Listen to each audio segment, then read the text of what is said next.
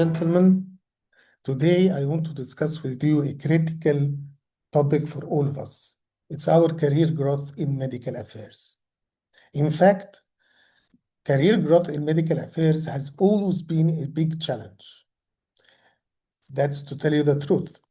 And I have seen this play out over 30 years in the industry.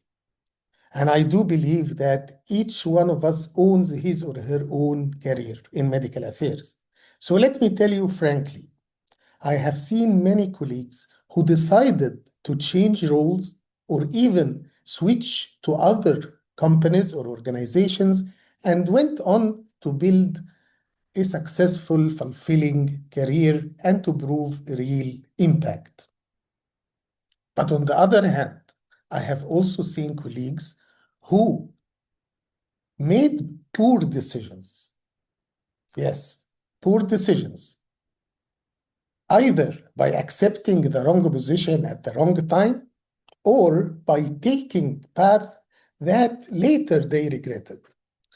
And they eventually found themselves feeling stuck and their career stagnant. So together, we will explore how to make sure we are in the first group, those who thrive, grow, remain successful throughout their careers. We will break down the subject into three main areas. First, how to select the right company, the right pharmaceutical company. Second, how to choose the right role in medical affairs. Third, how to plan your next career move thoughtfully so you can grow both professionally and personally. Let's start with the first area, how to select the right company for you.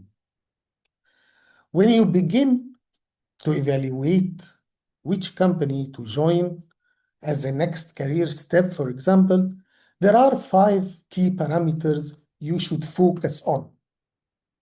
1, the company culture. 2, the compliance standards. 3, the overall strategy of the organization or the company. 4, the financial health of the organization. And finally, the strengths of the pipeline and portfolio. Starting with the culture, because this is the very first thing you should look at when evaluating a new company. If you are already in medical affairs and considering to move to another role in another company in medical affairs, ask yourself, is this new organization a place where medical affairs is truly respected and valued?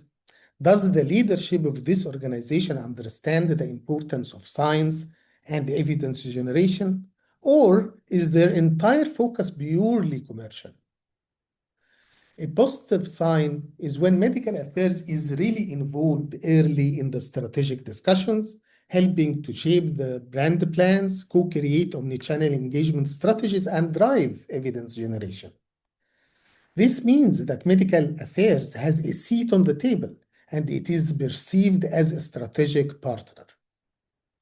On the other hand, if you find that the medical affairs in this new organization is only brought in at the very end, just to sign off on promotional materials, review documents, or check compliance boxes, this is a red flag.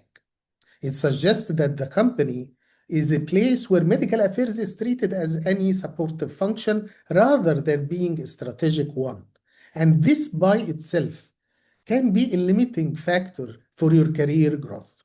So keep this in mind. Another important point, if we assume that you already have a well-established job and your move that you're thinking of is about a career growth step, it becomes even more important to compare the culture and leadership styles of your current organization compared to the new one you are targeting.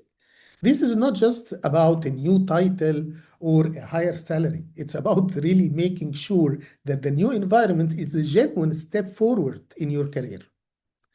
And equally critical is the understanding of the internal climate of the company. Try to find out how the employees in this company currently feel about working there. Are they motivated, engaged, proud to represent the organization, or You are hearing stories of high turnover, low morale, and burnt out. It makes a big difference. These insights can be gathered by talking to colleagues, by using your network, or even looking at the company's presence on professional platforms like LinkedIn. Do they celebrate their achievements? Do they celebrate their employee milestones publicly? Do team members share positive updates about their work? A vibrant and authentic presence online can be a good indicator of a healthy and engaged culture. Remember, this step is more than just avoiding any risk. It's about really choosing the right environment where you can thrive and grow. You want to be part of a new organization where employees feel secured, valued, and inspired, not one where everyone is worried about the next restructuring, for example, or job cuts.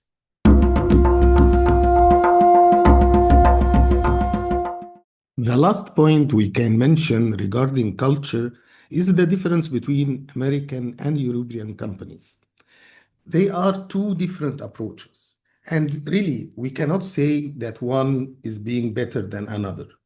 What really matters is knowing which environment is more comfortable and suitable for you. European companies tend to be consensus driven, with probably flatter hierarchies and maybe slower decision making, but they come, in fact, with strong emphasis on work life balance. In contrast, American organizations are typically fast paced, performance driven, and with a great focus on measurable outcomes and rapid career growth.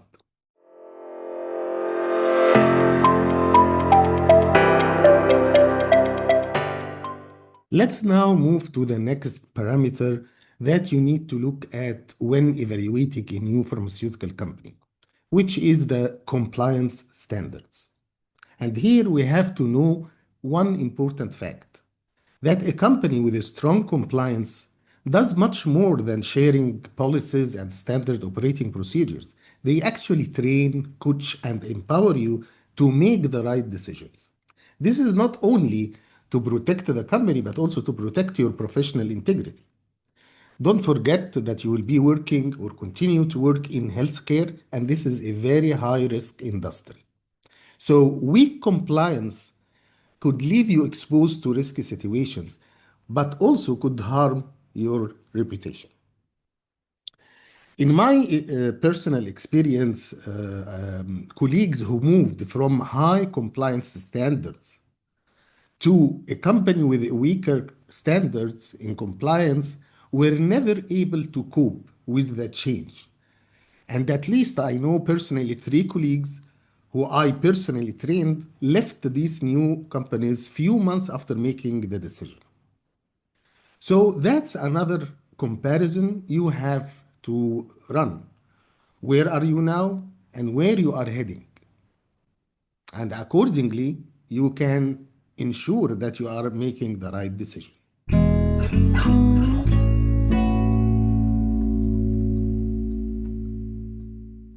And then, after culture and compliance, you have to evaluate the overall company strategy. Because joining the right organization is not just about the current period or the present moment, it's about the future you are stepping into. So, it's time to ask yourself, what is the company long term vision? Where do they actually see themselves in the next 5, 10 years? And you better know the answers even before stepping into an interview. Yes, don't ask these questions in an interview.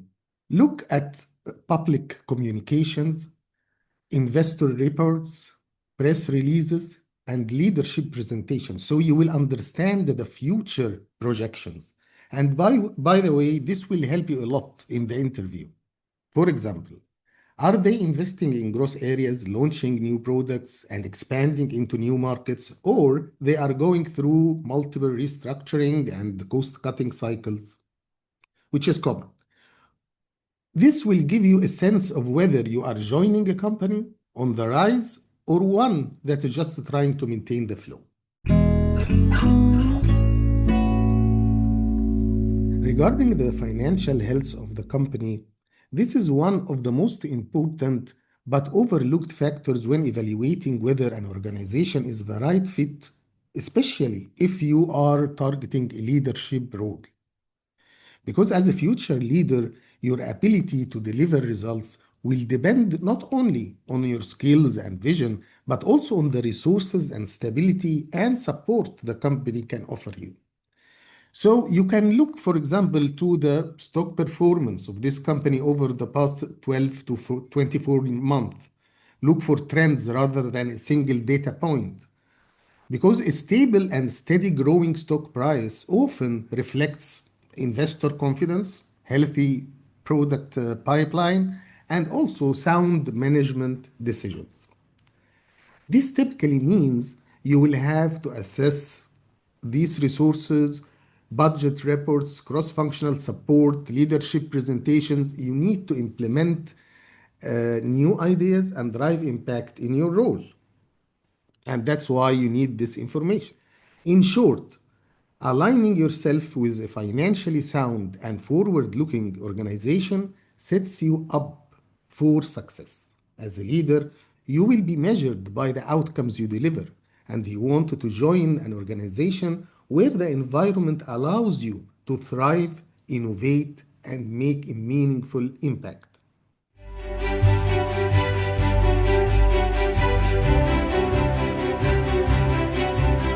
And now we can discuss the pipeline and portfolio. This is a mandatory step. Basically, you cannot get into an interview for a new role in a new organization without having enough information of their pipeline and portfolio. Why?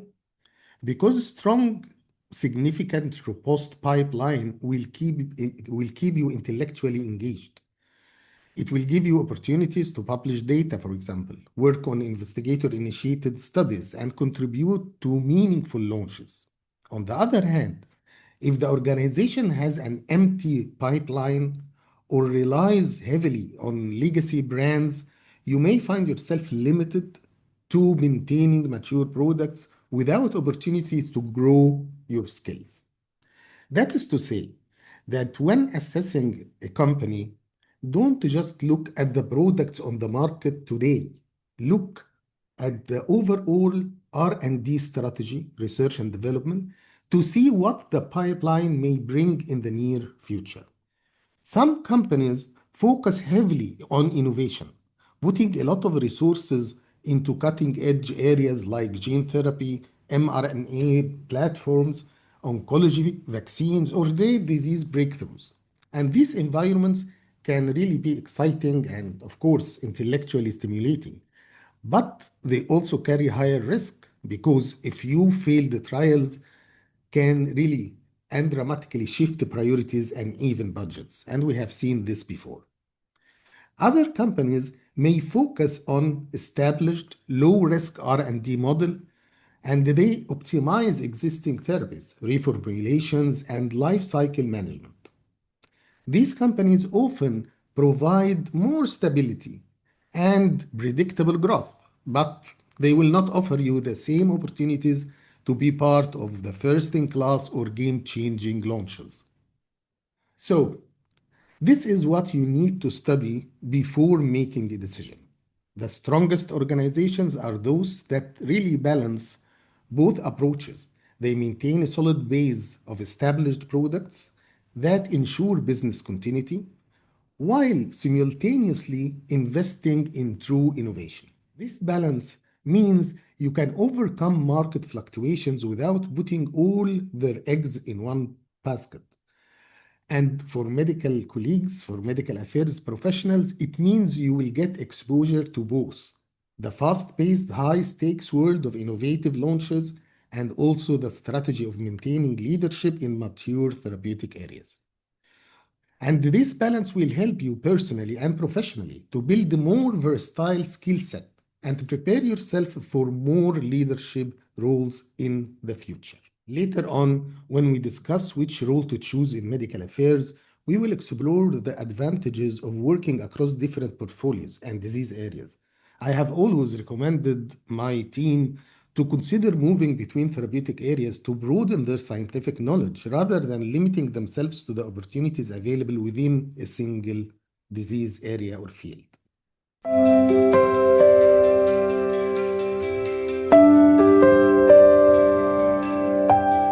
Now, let's move to how you select the right role in medical affairs. Because when you start thinking about your next step, one of the most important decisions you will face whether to move into a customer facing role like MSLs, for example, medical managers or advisor or whatever the name is, or line management role such as country medical director. There are so many roles in medical affairs, including regional, global, country roles, strategic or operational, or both.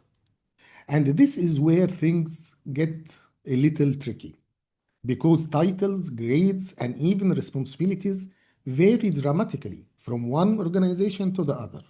Yes, titles and grades do not always translate across organizations.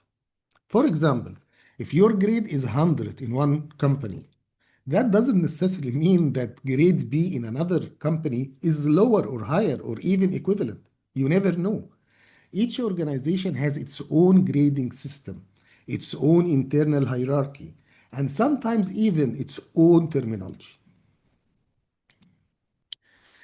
This is where we can get confused, or even worse, we can make career decision based only on a title and grade. If you come to titles and take, for example, the title medical lead, in one organization or one company, a medical lead may be the most senior person in the entire medical affairs organization, responsible for strategy, budget, people management. In other company, the same title, medical lead, might simply mean a senior medical manager with no direct reports, focusing purely on field-based activities.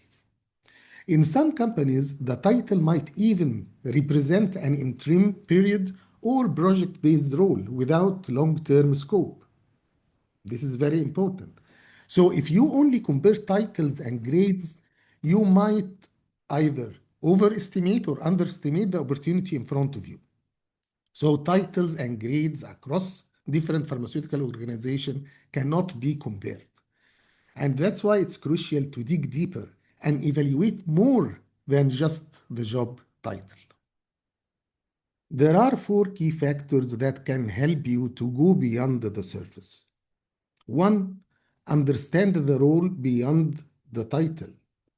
So here we can say it again, don't rely on job titles alone. The same title may mean very different things depending on which company you are applying for. And we mentioned one example, but let's mention another one. The word or the title therapeutic area lead in one organization, it may be purely strategic with no direct reports, while another company might include people management in the same role, people management responsibilities and budget ownership in the same therapeutic area role. So take time to clarify what is exactly the scope of this role. Is it strategic, operational, or both? What exactly are the reporting lines? Does the role report to and does it manage a team? How does this role interact with other functions like commercial, market access, regulatory? This step ensures you will know that what actually you are signing up for before making the decision. Also, number two, you can evaluate the skills you will gain. Ask yourself what skills in this role you will add to your profile. Is it mainly about developing technical expertise and deepening your scientific acumen, data interpretation skills, or data analysis, or key opinion leader management capabilities? Or is it about building soft skills like leadership, coaching, strategic thinking, cross functional influence, and so on?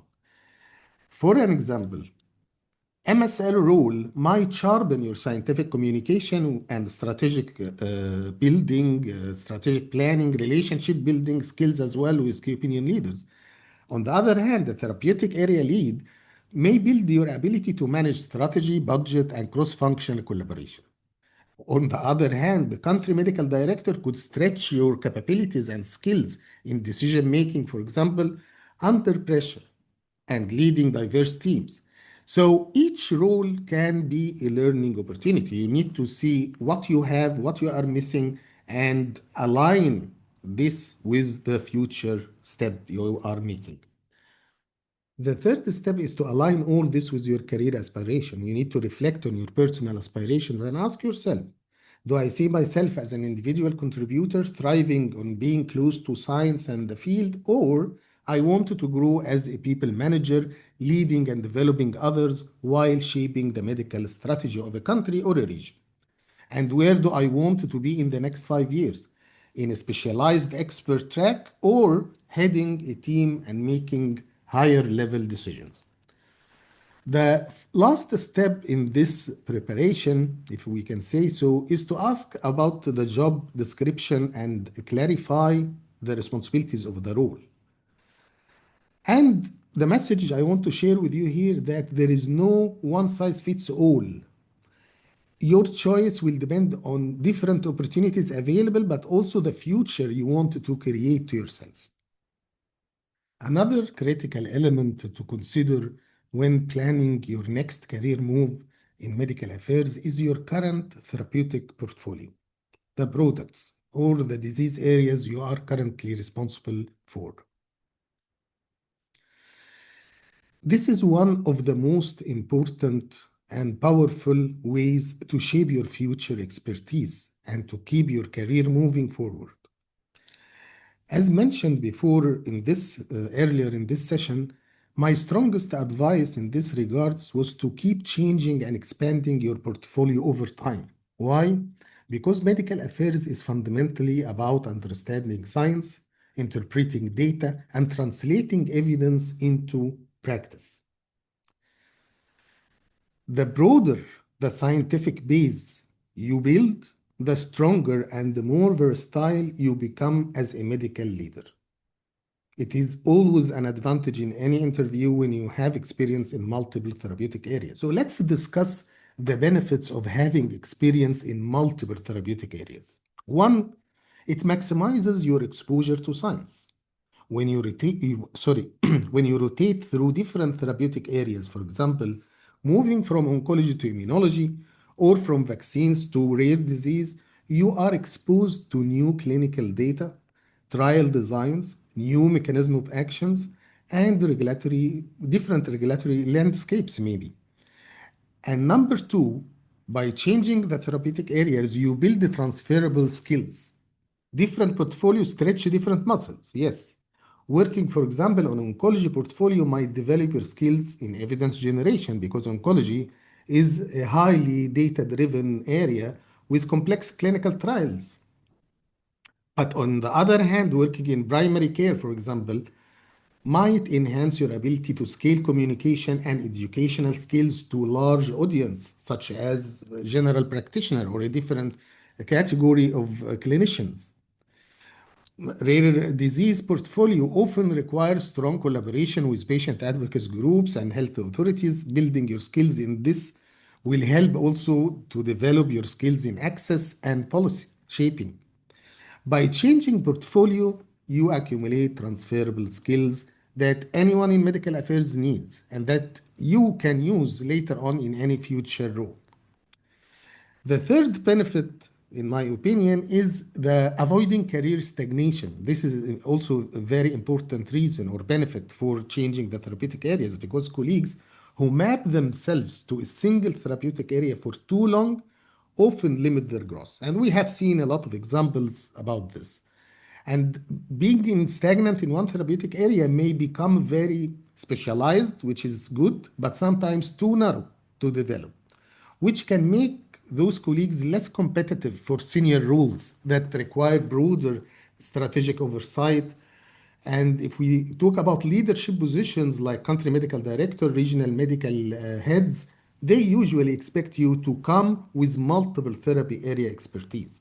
So having experience across different portfolio is a big advantage. Another benefit is your personal growth and engagement because switching portfolio can also refresh your energy and passion for the job. New science always keeps you intellectually engaged, prevents any state of burnout.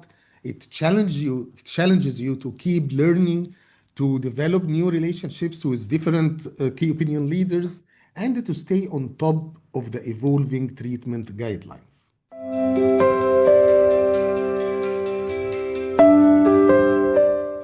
Let's now bring everything together and talk about something that will shape your entire journey in medical affairs, which is how to plan your next move, how to plan your next career move.